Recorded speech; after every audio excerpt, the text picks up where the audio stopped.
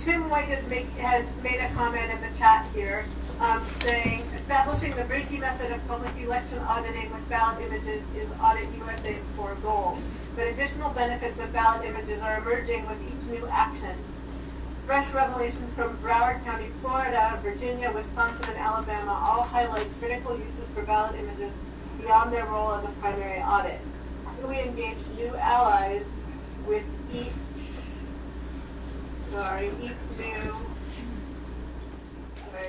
I can read it. With each new use, number one, as backup where paper destroy, that was Broward. Number two, this is all from Tim White. Number two, to double check that the set of paper ballots hasn't been monkeyed with. Number three, as a safely distributable database of the votes for anyone to count anywhere. Number four, for busting impunity, the possibility of ballot image examination scares the rig out of some cheers. So that, is that a question from Tim, or what is that? The question, I guess. So Tim,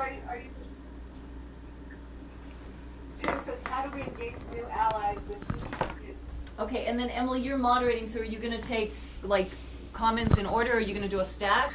I assume there are both people in the room and people on Zoom who have questions. So, so Tim is asking how we engage new allies with each new use. So I think that what Tim is saying is kind of what allies might we want to bring on.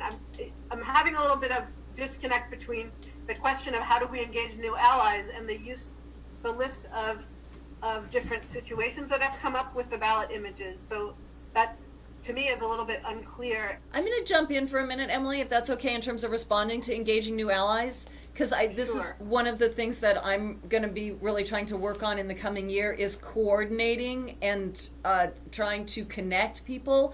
I think that's been one of the problems all along, is that we have all of these different groups and people are individually working and not always, sometimes duplicating each other's work, not always in sync.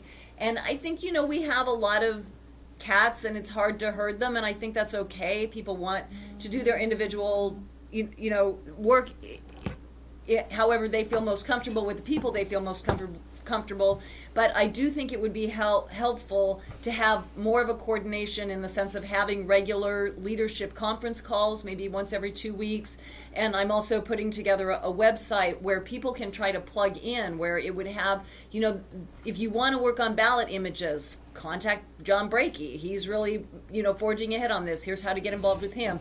If you're in Wisconsin, contact Karen McKim. If you're, in the Wisconsin election integrity, if you're in New York, here are the different groups working here. So I think it would be helpful to have more coordination. And there's two other ways I think that the coordination really needs to be thought out. There's very much right now a sort of a large formal network and a more informal activist network. And that large formal network is people like Verified Voting, Center for American Progress has jumped in, Harvard has jumped in with the Defending Digital Democracy, Common Cause has jumped in, Public Citizen. These are really large groups, and I think we have to call them influencers. They're connected often with Congress, with elected officials. It's great, by the way, that Doug Kellner is here and that he's sort of he seems like a bridge between those two groups in a way. But we need more of those bridges. We need to connect more this large network that's more formal with the activist network that is really doing a lot of the heavy lifting. And that's something that I think could also be, part of coordinating. And we also really need to connect to people across the partisan spectrum. So I know you, John, talked about us and them going into blue states or red states with different attitudes. I'm very much nonpartisan, and I feel that it's very important to, reach out to people from any community that is interested in actually pursuing honest elections and election integrity. So those are the ways that I think I'm trying to address Tim's question here, to, engage new allies, is to try to coordinate and work. And I think we're reaching a tipping point where we can move toward a mass movement soon, that we can really get more awareness of this issue and have a way for people who want to get involved to plug in. I just have a question So, about Christine, that. Could I just ask you? I don't know, Emily's. Emily, can I ask Lulu a question? This is Francesca. Are you thinking, in terms of your coordination, of a way to develop a kind of unified set of demands that many different groups can work on together, a unified frame? I think that's a goal, and I think we have to see, how much we can achieve that goal. I know that there are, like, even in the list that Ralph Lopez sent around on this email thread that I think a lot of people are on, that he called the December Principles, there was some tension in that document between people who really want to push for 100% hand counts and people who think that that's just completely unrealistic. And I also think that there's really a divergence between the West Coast and the East Coast, because California has really dominated. There's so many election activists in California. Their ballot has really dominated the conversation, and they have so many referendums and so many elections. It's very hard for them to consider doing hand-counted paper ballots there. But we looked, the group that I'm working with here in New York, which is Allegra Dangler's group,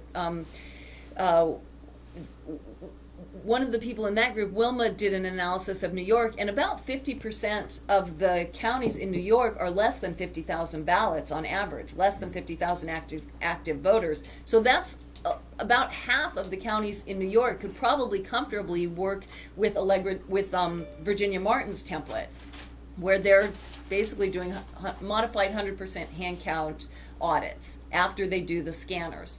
So I think what I've tried to move away from when I'm working with people is the one-size-fits-all model, because we don't have one size everywhere. But I think we can have a series of options for people, that we're recommending and that most people could feel comfortable endorsing.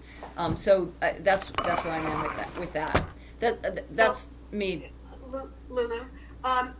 Christine Mose says, how do we deal with infiltration as we welcome more people to work on this issue? And I would love to hear people's thoughts about that. So folks who are infiltrate me. Honest to God, if you watch that video that we sent around to as few people, I'm glad that the right is stepping up. I'm glad. I may not like some of the language, but I'm nonpartisan. This is not going to work until we all become the we again, like we the people, and say, let's agree on one thing, that every vote needs to be transparent, trackable, and publicly verified. I think that we can agree to that as Americans. And so I do have a lot of friends that are Republicans. I think that's a really different question, John. I don't think...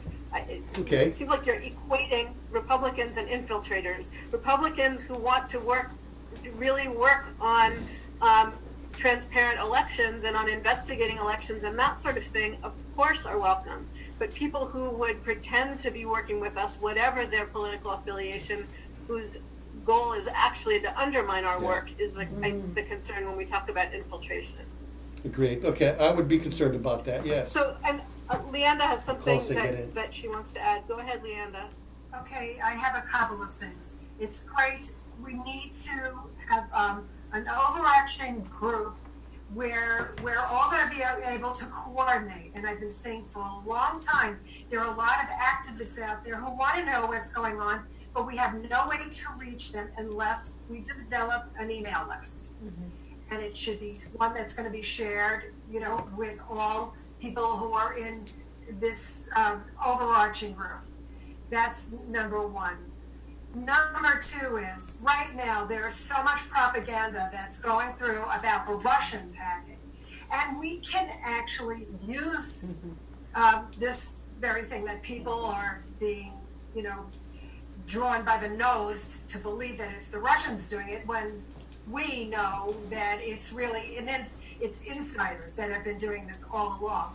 But we can tell them, well, you think the Russians do it? The way that we can prove that the Russians are not doing it is with the scanned ballot images. So that brings us furthermore to the fact that we need a goal. All right, so we're all working together, and we all want real, transparent, verifiable elections. So how do we do that? We need to say, this is our goal. And it doesn't matter what state it is, it still has to be the goal. So I think we have to identify that. So I think, Leanda, in response to what you said, there's a few different parts of it. So you mentioned we need an email list. And Audit AZ, which is expanding into Audit USA, has an email list that we can communicate with people who subscribe to it, and that's not a discussion list. It's a one-way email list. So we have that anybody can join and get communications from the organization, and other organizations can do that as well. If anybody here has an organization and doesn't know how to set that up, I can help you with it. But then there's the discussion list for leaders, which has been happening in the format of reply all emails, which is a total mess of a system, and I want to encourage everybody who's participating in that to stop doing that, because there's not a way for people who want to get off of that list to get off of it, and it totally fills people's inboxes and pisses them off. So Good debate. people can set up other ways to talk to a group of people, and that way is just not working, and I don't want to take the meeting time right now to figure that out. So then when you talk about we need a goal, I think there's a question of who we is. Exactly. For an organization, like I'm going to use the example of Audit USA because that's who I'm working with now, and that's who's sponsoring this call. As an organization, we have goals, and other organizations have different goals, and we can talk about goals of the movement as a whole, but I see as somebody who's worked for decades in social justice movements, we can really get into trouble when we don't have clear decision-making processes for organizations, and we don't have a clear sense of who gets to be part of the decisions that are made. And so I guess what I want to ask now is that when you talk about we, that you be clear about who the we is that you mean. So Sally has been waiting to ask a question. So Sally, let me unmute you. I actually have two questions. One is repeating Christine's question from 317, which is, what is your strategy against Homeland Security taking authority over elections? Since they're pushing to expose cheating, they might, once they deem our elections vulnerable, want to then take them over. That was Christine's question. My question is, sort of along the same lines, and that's, if we've been successful in publicizing these digital ballot images, why won't the pressure be on the manufacturers just to stop that option, so that there won't be any more digital images available to us or anyone? John, do you want to address those two questions Sally asked? Well, on the digital images, they can't destroy them. We know that. We wanted 2 red states and we won. We know the law is very clear. We know what the federal law says. Even though we choose. John, I understand what it is currently. Yeah. That if someone allows them to be made, they're made, and then they're there. But why won't they change the hardware as soon as they can? Now, if it becomes, if quote, they become aware that we are going to be using these digital images to prove fraud. Douglas Kellner wants to address that. Vendors aren't your problem, it's election officials. You have to convince election officials. Sally, this is just a technical answer to your question, which is the machines don't work without the ballot images. That's how they count. That's literally how they count. They have to make those ballot images to function.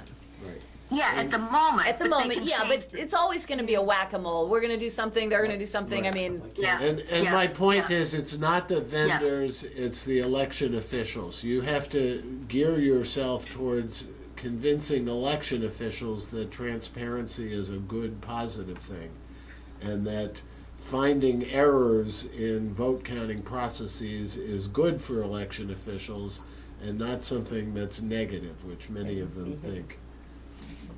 Emily, could I, there's a question I'd like to ask. I'm Francesca Rhiannon. I was with Election Justice USA, and I actually came into it because I was at the 2016 Democratic primary. I was a election officer, and we had about 30% of the people who came into my election district found that their names were not on the voter rolls, which has never happened before. So my question is, this is a really crucial part of the chain of voting is that we have integrity and accuracy in our voter rolls, because we already know that some of those rolls have been hacked before and they can be hacked again.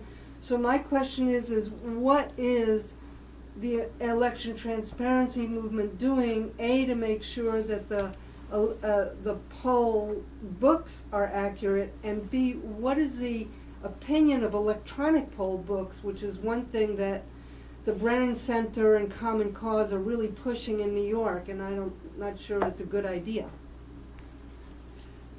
That's a big problem, because that's what I found all over the country in canvassing, is that the voter database was attacked. And Doug Jones, was a key witness in the case in Arizona. And it's a severe problem, and hopefully somehow it needs to be addressed. It's something that I'm not specializing in. I'm hoping to work with other people who are and support those efforts any way that I can.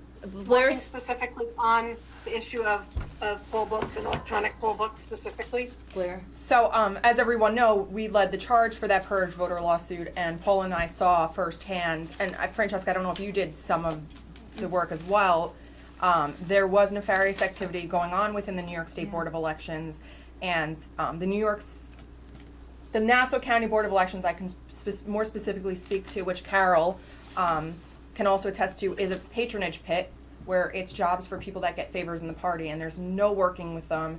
And I was specifically told by people who were watching the poll books that voters after March 23rd did not make it on the rolls, and we had evidence of that.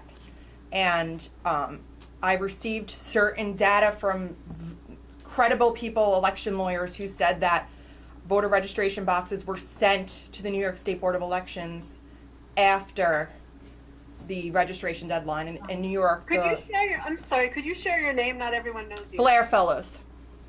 Thank you. Okay, I think very quickly, if we do get a little bit more coordination and we have a somewhat central website, then it does allow people to be focusing on different tasks. So the voter registration databases are a really huge issue, and they probably aren't getting enough focus right now. No one is really focusing on them. I know verified voting is really worried about them. Barbara Simons has expressed extreme concern, but I don't know that they have an action team working on it. So if John's working on ballot images and somebody else like Blair wants to head up, voter registration database security, we could direct people to say, if you're interested in this is a team that's working on it. And I don't think it's a sense of giving anybody, we're not endorsing any particular group. We're just saying if people are interested in it, these people are working on it. That's sort of, I think, would be a functioning model. So I have a pending federal court action against the New York State Board of Elections and our Nassau County Party chair. It's a voting rights issue. They endorsed someone and then they unendorsed him, but it's showing that our party chair is actively working within the Nassau County Board of Elections to influence votes. And hopefully that will bring some sort of change into the local boards of elections where we can have some sort of transparency. So I would be willing to work on voter registration guides, security, but right now I'm starting from the beginning, which is FOIL in New York. You get your legal fees. If they deny you FOIL requests you're entitled to. We should look in other states. That could be an incentive for attorneys to jump on because it's easy money for them. And I recently had someone who was running for Nassau County Comptroller, and I called John Brakey a month and a half ago, right after the election. We had a stolen election, and we had images of the election being stolen that I sent to John Brakey, and the candidate took John Brakey's FOIL request, and I didn't tell you yet, she just got it back. It took the Board of Elections a month and a half to give her denial of the ballot images and the manual. They agreed to everything else but those two items, and you had said earlier something about the manuals. You were told that. Which election was that was stolen? This was part of the Nassau County, so the comptrollers run under the executive, and they run together, and we had screenshots of vote dilution. And so that's verified, and that's last year, 2016? No, it was this year. Carol, 2007? her election was stolen last year for state senate, And so you we have you have airtight evidence of this. You saw it, right, Joe? Yeah, they look impressive, and that's what was important to get the images. I mean, you know, the real evidence is to get the ballots, the copies of it, and they have the equipment, but they weren't able to. I think So we're I going to wanna- get into the I wanna- weeds a yeah. lot. I just want to ask about electronic poll books, This because question- that's one thing that is being Oh. pushed. Is that a good thing or a bad thing? In Washington DC, apparently they've just passed a rule saying that ballot initiative people looking to get signatures can carry the poll books, electronic poll books with them, and they're the second state now that's done that.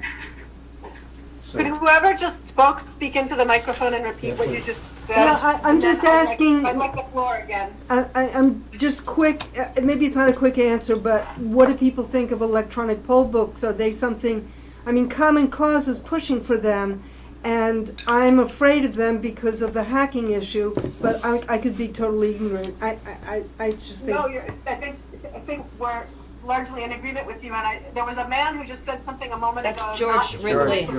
From DC. In Washington DC, just recently, they passed a rule that says that signature gatherers working on ballot initiatives can take the poll book with them to verify someone's registration. And there's one other state that allows that now, so there's two. I think one thing we know, I'm sorry, Emily, one thing we know about the voter registration databases is that they were probed. There's no question about that. There's a question about the number, either 21 or 39 states were probed, and 2 states were successfully actually accessed in terms of those voter registration databases. So certainly it's a point of concern, but we're not going to solve that in this meeting tonight. And there's a comment here from Karen that I want to read to you, and then Mimi has been waiting for a chance to speak, so I'm going to call on her next. Good. So Karen McKim from Wisconsin says, I think the ACLU, League of Women Voters, and other establishment organizations are working high priority on voter registration and poll book issues. To make my eternal comment about poll books and messing with registrations, our tactic should be to go for automatic voter registration and election day registration. Same day registration in particular deters hacking voter registration because any hacked registrations can be corrected by the voter right when he or she tries to vote. That's a good point. Okay, Mimi, you're on. I just wanted to talk about electronic poll books because the new voting system that Los Angeles is planning, which being bigger than 39 states in terms of voters, it's being looked at as a template for others, and it is 10 days of voting. So that more people will be able to vote than can get across LA County in one day. And there would, they think, be these poll books that would allow same-day registration and also a cancellation of status you thought was wrong. Like, I'm not a Republican, I'm really a Democrat. I'm not vote by mail, you're gonna vote right here. All the, what we think were hacked, wrong data entered that pushed people to provisional voting, that would no longer be an issue. However, with same-day registration, whether on election day, singular, or 10 days of early voting, one has to ask, to what database is this registration connected in order to be verified? Because before an anonymous ballot is cast, the assumption is that the address has to be verified, the correct ballot. Are you voting for this assembly person or that one, this Congress or that congressional district?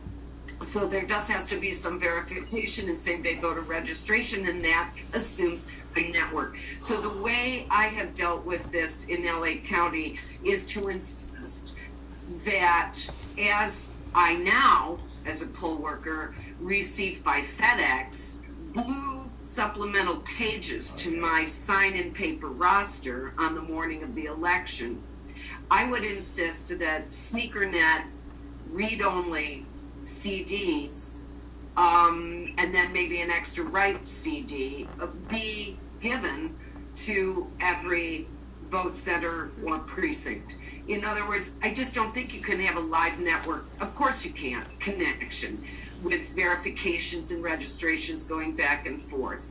I would like SneakerNet. The other thing we came up against in California is who handles database and registration. It's the Secretary of State that we have to go through our county, LA Vote, to see if we're on the Secretary of State's database and what our registration stuff is there. However, it's the county that gives us the updated information by which we as poll workers, whether on election day singular or at a vote center 10 days, verify that someone is a registered voter at an address where we can manage to give this person the correct ballot. So those are some of the issues that I don't think e-poll books can solve, because they necessitate a live networked connection. However, I do think that what I call, sneaker net can somehow solve this over a long voting period with the newest data every morning being delivered to these places. It can be done. We've delivered 3,000 polling place workers these blue pages every election. So we do have a way to disseminate this information and get it to people in physical form. Those are some of the thoughts I have on e-poll books. Just remember, verifying someone's registration before they're allowed to cast an anonymous ballot, which I kind of think is important. I get the point of that. Requires some sort of back and forth. And I don't approve of any live networking of information. Maybe I think you make some really good points, and I'm wondering if you and Karen have ever had a conversation about this, because it seems to me like you both have a depth of insight about the kind of the mechanics of how poll books work that might allow the two of you together to come up with a clear proposal that kind of the leaders who are present here and other leaders in the election integrity movement might be able to adopt and advocate for. I'd love to do that. I love Karen. We've talked about a lot of stuff. We haven't gotten into this. I will. The other thing I wanted to bring up for others, political party rules are some of the worst things that happen to a primary election, and I think they're different by state. And that's something, if we want a task force to really straighten things out, we need 2 or 3 people to start working on political party rules and somehow getting our election officials to cooperate and not being so obedient to the political parties. Yeah. Okay, so I'd like to circle back to the ballot images project and see if anybody has any questions about that or any comments about that you want to make. So does anybody have any questions about the ballot images strategies that have been talked about today, or comments that you want to make? I have one. Hi. You want to go first? Sure. This is Paul Thomas. I wanted to ask John, the precedents that have been set in the states that you've tackled already, do those translate to a national, to the 48 other states and other territories? Was it in federal court? We think that we went into deep red and did really good, but it's a state-by-state analysis that needs to be done, and that we need to look and do those track condition reports, and that we're looking for volunteers to work with us on those. That's going to be headed up by Tim White, and we did a couple of them ourselves. We did Virginia, and I think Alabama we did when we were at the conference in Berkeley is when we started doing them. And then, of course, Mimi jumped in and just was able to say, hey, use this format. And that's what we wound up doing. We would like to keep that team going, Mimi and me, and keep looking at each state. Well, so the question to redirect so John, is you'd like people to help with that, and that Tim is going to be heading it up. So, Tim, do you want to describe what it is you're looking for people to do to help, and how you want them to contact you if they want to help? So. Let me unmute you. Yeah. So, John, those were in state level courts, right? Not. Yeah, state level. So it doesn't necessarily translate. Sometimes you might go to federal, but it doesn't work that well with that 22-month. So, Tim, you're unmuted. There. Yes, can you hear me? Yes. What we're trying to develop is a template for the Brakey method to be that's general enough to apply to each state. All of these things, from the poll books to the imaging, is very state dependent. And if we can get something like a dichotomous key, where you start with, is your state this or this? And then you go, if it's this, you go to column A. And if it's that, you go to column B. to enable local groups to do most of the work within their state. I think having this kind of a template is what we want to get for the Brakey method, and would probably be appropriate for many of the other state-dependent questions, such as electronic poll books. So if people want to help, then how would you like them to contact you? Tim White at rockisland.com. Tim White at rockisland.com. I'll type it in here. I just did. Oh, okay. Thank you, Tim. And I have a question for Doug Kellner. How do you think it makes sense for those of us working on election integrity issues to best coordinate with election officials? And I know you're in New York, but if you have insights that apply around the country, that would be helpful as well. Well, the biggest problem is just talking to them and getting people to understand the principle of transparency and verifiability. If your election official doesn't agree with those underlying principles, you're not going to get very far. I mean, what's the Not best an way to easy approach them, Doug? solution. Because I think it's Well, very. is to talk with them. Yeah, just looking at. Is to talk with them, but I'll be the first to acknowledge that there are plenty of election officials that are more interested in efficiency and cost and finality than they are in transparency or accuracy. So those are underlying values that, the best way is to talk with them. And of course, to engage on the local level. Being a poll worker is a good first start, in terms of just seeing how it works at the local level and then being part of the process. That's how Virginia Martin started. As a poll worker? I think so. You said Virginia Martin started as a poll worker. Well, I did too. Really? So. Joel, did you get Yeah, your I question wanted to in? make a general comment from a slightly from a stepped back perspective. In terms Will you of, share your name? this is Joel Simpson. Okay, I've been running the panels at the Left Forum, and in fact, it was through the Left Forum that we got this room. And also, I found out something very interesting. I've been pressing for one of their large plenary meetings where there are 1,000 people. There are 3 of these meetings per forum, and as opposed to one of the 400 individual panels in the 7 slots that we've had up till now.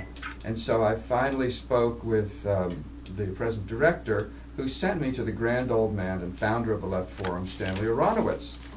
And I had a good conversation with Stanley. He certainly knows who I am. And one astonishing thing was that Stanley, who has had his fingers on the pulse of the left for 50 years, had no idea that there was a problem with elections in this country. So he was very receptive. I sent him a disc copy of Greg Palast's new film, Best Democracy Money Can Buy, and which brings up the other issue, which is, as Lulu called it, the whack-a-mole, and I call it the mutation of the virus. As the forces who realize that they cannot win elections unless they cheat, see us winning on the transparency issue, they're going for the registration purge issue, which brings up, of course, the registration books that we mentioned before. And Greg Palast has been leading the investigations about this very thing since at least 2002. In the latest iteration, of course, he talks about interstate cross-check, but very interestingly, he said on Amy Goodman's program about the Ossoff Handel election in Georgia's 6th district in September that 40,000 out of 80,000 new African American registrations and all 10,000 new Korean registrations in a district whose demographics have changed radically since Newt Gingrich was the representative, were lost, quote unquote, by the Secretary of State of Georgia. So these are tactics now being employed.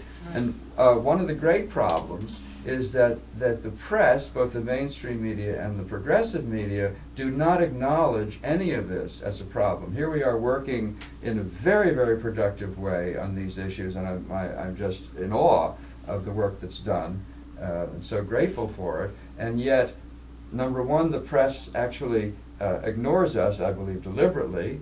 And in fact, I even had an interview with the Nation's managing editor in February of 2015, and he was very cordial to me. I sent him Howard V. Wasserman's transcript interview with Amy Goodman, and then he had his underling, Josh Holland, call us conspiracy theorists in an online Nation article, and I no longer subscribe to the Nation. So we have this problem with the public's awareness of our problem, and what I believe is the greatest myth in the United States, promoted by the mainstream media, and that is that we have a functioning democracy. So I just wanted to step back and say, okay, the left hardly knows about us, so I've been pushing for a plenary which I ideally would love to have, where Greg Palast is on the same stage with John Brakey and Jonathan Simon and Bob Petrakis and possibly others for this coming left forum in preparation for the mid-year elections. So we have the problem of purging registrations and limiting the vote, and of course now when we have Republican administrations in states such as Wisconsin and Michigan, they can change voting requirements and put in very stringent voter ID laws and limit the vote. Never mind transparent elections and accurate elections, which is how we squeaked through in Alabama just now. Okay, so that's what the Republicans are after right now. All right, and the awareness of the left and the problems with the media. Thank you. That's all. Thanks. I want to give Virginia Martin a chance to speak up. It looks like we're not going to be able to hear Virginia. She said that I could say for her that she started as a poll worker and then became an election official. And that she wants to say that she always encourages people to become poll workers. Thanks, Virginia. I'm going to mute your line again. And Leanda says, where is the next election? We have to get in ahead of time. Okay, John, I'm going to turn it back to you. Where it stands right now, we're researching, we've already known every primary that's coming up. There are going to be some special elections, and we're trying to make a decision exactly where we're going to go ahead and go. And it's a matter of putting these lists together. The first big primaries really start in March. And so, again, we got to go ahead and do those track condition reports, get up there and start meeting with the friendly states. By, like, for example, if Maine was in play, me and Paul Thomas are talking about, because they're the first state that has passed instant runoff voting. Now, they have been blocked, okay? There's a lot of good contacts. I'm thinking about that because that is a state that I feel we can make headway in. But I need to be able to say that Virginia is an important state because that is a state that can go either way. And right now, we are trying to encourage the candidates in that state to go ahead on this close recount, to go after the ballot images, which we've been harping on them for quite a while to do this. And so we're definitely going ahead, and people who are in other states, we would, like I said, Tim, to hook up with us, and let's start working the reports in your state and analyze it and start making some kind of a program to move that way. And so that's where I'm going, and I think it's going to work. I think that we have a good shot of being able to take away the impunity, but of course these other problems are huge, and we could go into depth where I'm very fearful of vendors doing ballot stuffing because they know that if I left Arizona and I moved to New York, they have my signature on file. And these systems that are verifying signatures, they're not verifying your actual signature, they're verifying a picture of your signature. That's how it works. And we got computers doing that too. I don't know if that is in New York, Douglas. Well, you can answer that. But I know that that's happening in California, and it's happening in Arizona and Maricopa, which is the 4th largest county in the United States. And this is a very big concern to me. And I'm on top of looking into it, but finding resources to do something. So other than that, personally, I want to thank everybody for being on this call. Emily, thank you. You know, you make my life a lot easier. You really are great. You're a great moderator, and I do like it when you get that podium and you start driving it around. And that's an inside joke. People who are in Berkeley know that part. And so thanks. So thanks everybody, and thank you for bearing with us with the technical challenges of having a meeting that was half virtual and half in person. Thanks to everybody who made room in your lives to be here today, and we appreciate all the work you do. That's the sign. Slacking ahead. All right, shall we sign off? Yeah. Thank you. Thank you. Okay. Okay, Bye. thank you, John.